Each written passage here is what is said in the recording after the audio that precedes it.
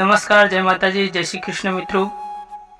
બહુચરમાં સોલંકી કુળના કુળદેવી કેવી રીતે બન્યા તેના ઇતિહાસ વિશે આ વિડીયોની અંદર જાણીશું। મિત્રો, સંપૂર્ણ જાણકારી મેળવવા માટે વિડીયોના અંત સુધી બન્યા રહેજો। મિત્રો, ચાલો હવે વિડીયો શરૂ કરીએ। કાલડી ગામના સોલંકી રાજા વજયસિંહ સુવાળના 108 ગામોના રાજા હતા। આ રાજાના લગ્ન વસાઈ ગામના વાઘેલી કુંવરી સાથે થયા હતા। વજયસિંહ સોલંકીની બીજી રાણીઓ પણ હતી, પરંતુ વૃદ્ધાવસ્થા આવવા છતાં તેમને પુત્ર સુખ મળી ન હતું। છેવટે જુવાન વાઘેલી રાણીની મધરાતે એક બાળકને જન્મ આપ્યો, પણ તે પુત્ર નહીં પણ પુત્રી હતી।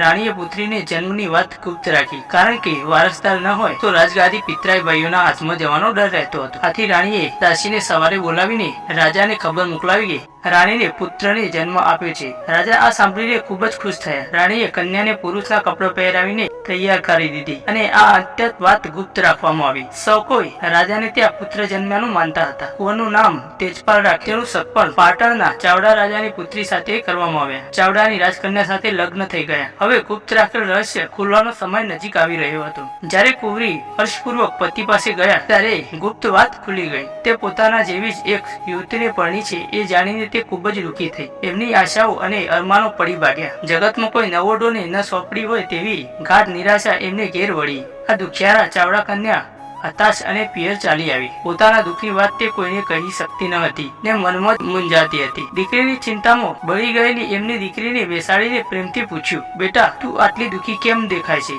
રડતી આંખે દીકરીએ માં આગળ આપફીતી કહી। તેમને કહ્યું, તમે મને પુરુષ સાથે નહીં પણ એક સ્ત્રી સાથે પરણાવી છે। તમારા જમાઈ સોલંકી કુંવર પુરુષ નથી પરંતુ એક સ્ત્રી છે જે પુરુષના કપડા પહેરે છે। કાનોકાન આ વાત સમગ્ર રાણીવંશમાં ફેલાઈ ગઈ। એ વાતની જાણ પાટણના રાજા ચાવડાને પણ થઈ। પોતાના જમાઈ વિશે સાચી હકીકત શી છે તે જાણવા માટે પાટણના ચાવડા રાજાએ પોતાના જમાઈ સોલંકીને પોતાને ત્યાં રમવા જમવા બોલાવવાનો પત્ર લખી સ્વરણી કાલડી તરફ હંકારી મોકલ્યો। પત્રમાં લખ્યું હતું કે જમાઈરાજ સાથે તમે અને તમારા સાથે તમારા બધા સોલંકી મિત્રો પણ 2 દિવસ આનંદ પ્રમોદ માટે અમારે ત્યાં પાટણ પધારો। આ સંદેશો સોલંકી રાજાએ મળતો 400 સોલંકી એકઠા થઈ ઘરેણા વગેરે પહેરી બખ્તર વગેરે ચડાવી પાટણના વિવાઈ ચાવડા રાજાને ત્યાં પોતાના કુંવર સાથે ગયા। ત્યાં જમવાની તૈયારી થવા લાગી। ત્યારે પાટણના ચાવડા રાજાએ તેજપાલને કહ્યું, જમાઈરાજ, તમે સ્નાન કરી લો, સૌ સાથે જમવા બેસીએ। આ વેણ સાંભળતો સોલંકી કુંવર ઊંડા વિચારમાં પડ્યા ને કંઈ બોલ્યા વિના ઉભા રહ્યા। એટલે સસરાએ ફરીથી કહ્યું,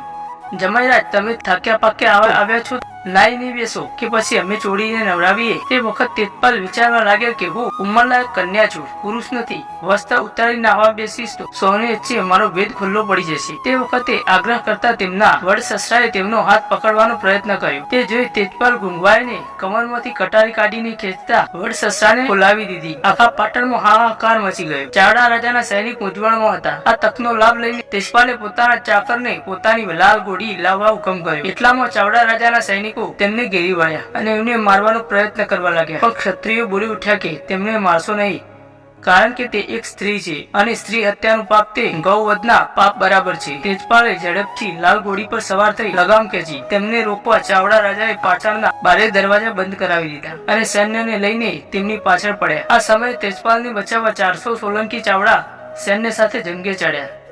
અંતે 400 સોલંકી યોદ્ધાઓ વીરગતિ પામ્યા અને તેજપાલ ઘેરાઈ ગયા। તેજપાલે પણ ક્ષત્રિયનું શૌર્ય બતાવીને ચાવડા રાજા સાથે મરણીય જંગ આદર્યો અને 700 ચાવડા સૈનિકોને ઢાળી દીધા। અંતે તે પોતાની ઘોડીને એડી મારીને પાટણનો કોટ કુદાવી બહાર આવી ગયા। એ દક્ષિણ દિશામાં ભર જંગલની જાડી તરફ નાસવા લાગ્યા। આ વખતે તેજપાલ સોલંકીની સાથે પુત્રી પણ ઘોડીનો સાથ કરતી દોડી રહી હતી। તે વખતે તેને સુરાતન ચડેલું તથા અંબોળો છૂટો મૂકી દીધો છે તેવા તેજપાલ શ્રી માતાજીના સ્થાનક પાસેના બોરવનમાં આવી પહોંચ્યા। સાંજ પડી ગઈ હતી। ઉનાળાનો ચૈત્ર મહિનો હતો એટલે તે તાપથી અકળાતા હતા। હાલ જો બહુચરાજી માતાનું સ્થાનક છે અને માન સરોવર છે ત્યાં આવીને તેજપાલે વિસામો લીધો। સાથે કુતરી પણ ખૂબ જ તરસી થઈ હતી। ત્યાં પાણીનું નાનું તળાવડું હતું। તળાવડું અને વરખડીનું ઝાડ હતું। તે જળાશયમાં કુતરી પાણી પીવા પડી અને નાઈને આરોટવા લાગી। તેજપાલ આ બધું જોતા હતા, કારણ કે છેક પાટણથી આપત સમય અહીં સુધી સાથે આવેલી પુત્રી પ્રત્યે તેમને સદભાવ થયો હતો। પણ તેજપાલના આશ્ચર્ય વચ્ચેની જગદંબા મા બહુચરની કૃપાથી જળાશયમાં નાવા પડેલી કુતરી હવે કૂતરો બની ગઈ હતી। તેજપાલે તે નજરે જોયું અને તે ભારે અચંબો પામ્યા। સમી સાંજ હતી, તેથી વરખડી ઝાડ પર ચડી તેમને જોઈ લીધું તો વનમાં એટલામાં ફરતે કોઈ દેખાયું નહીં, એટલે નાહવા માટે વસ્ત્ર ઉતારવામાં કોઈ વાંધો ન જણાયો। તેમને પ્રથમ તો ખરી કરવા પોતાની લાલ ઘોડીને જળાશયમાં નાખી તો જગદંબાની કૃપાથી ઘોડીમાંથી ઘોડો બની ગયો. હવે પૂરી ખાતરી થતો તેમને પણ વસ્ત્ર ઉતારી તળાવમાં જંપલાવ્યું તો માની કૃપાથી તેમને સ્ત્રીના ચિહ્નો જતા રહ્યા. તેમને મૂછો શુદ્ધ આવી અને તે નારીમાંથી નર બની ગયા. રાત ત્યાં જ ગાળીને સવારે આગળ પ્રસ્થાન કરતા પહેલા આ જગ્યા જડ જડે તે માટે તેમને વરખડીના ઝાડ પર ત્રિશુળનું ચિહ્ન કરી નાખ્યું. કારણે ગામ તરફ જવા રવાના થયા. ગામ પાસે આવી તેમને પોતાના ઘરે વધામણી મોકલી. સો હર્ષ પામી સામા તેડવા આવ્યા અને તેમને માનપૂર્વક ઘરે લાવ્યા. પછી તેમને પાટણમાં પોતાના પોતાની પત્નીનું આણું વળાવવા માંગણી કરી. ચાવડાની કન્યાએ પણ પૂરા સમાચાર જાણ્યા અને તેમની ખુશીનો પાર ન રહ્યો. તેમને સાસરે પગલો મોડ્યો. પાટણના ચાવડા રાજાએ જાણ તો કરી હતી કે શ્રી બહુચરા માતાની કૃપાથી તથા ચમત્કારથી પોતાના જમાઈને પુરુષ સ્થાન મળ્યું છે, પણ હજુ તેમની શંકા હતી. આથી શ્રી બહુચરાજી માતાજીએ રાજાએ સ્વપ્નમાં આવીને વાત સાચી છે એમ જણાવ્યું. આથી તે ખૂબ જ ખુશ થયા. એટલે જ નહીં પણ સોલંકી કુંવરને પગે પડ્યા. તેમને શ્રી જગદંબા પાસે માફી માંગી કે હે શ્રી માં જગદંબા, હે આદ્ય શક્તિ, મેં તારા સેવકનો મહાન અપરાધ કર્યો છે અને મને ક્ષમા કર અને પ્રસન્ન થા. તેમને ક્ષમા પ્રાર્થના દયાળુ જગદંબાએ તેમને અભય વરદાન આપ્યું. ત્યાર પછી પોતાની પત્ની તથા સસરા વગેરેને લઈને તે સોલંકી કુંવર તેજપાલ બહુચરમાના પ્રાગટ્યવાળી જગ્યાએ આવ્યા.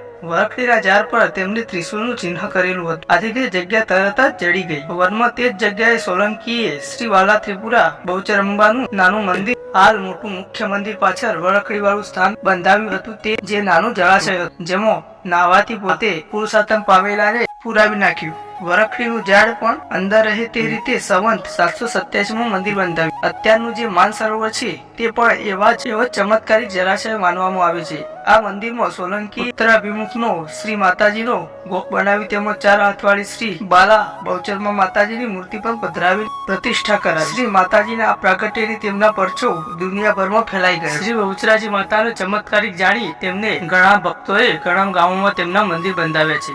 ભક્ત કવિ શ્રી દયારામભાઈ લખે છે કે શ્રી બાળા બહુચરાજી ત્રિપુરા સુંદરીનું આ પ્રાગટ્ય ચૈત્ર સુદ પૂનમના દિવસે થયું હતું. આ ચમત્કારની વાત સમગ્ર ગોળ પંથકમાં પ્રસરતા માતાજીના દર્શને હજારો લોકો ઉમટી પડ્યા. ત્યારથી ચૈત્ર પૂનમનો મેળો ભરાય છે અને વર્ષો વર્ષ ભક્તોની સંખ્યા વધતી જાય છે. મિત્રો, તમને જો આ જાણકારી પસંદ આવી હોય તો વિડીયોને લાઈક કરી ચેનલને સબસ્ક્રાઇબ કરવાનું ભૂલતા નહીં અને કોમેન્ટમાં જય બહુચરમાં લખવાનું ભૂલતા નહીં. જય માતાજી.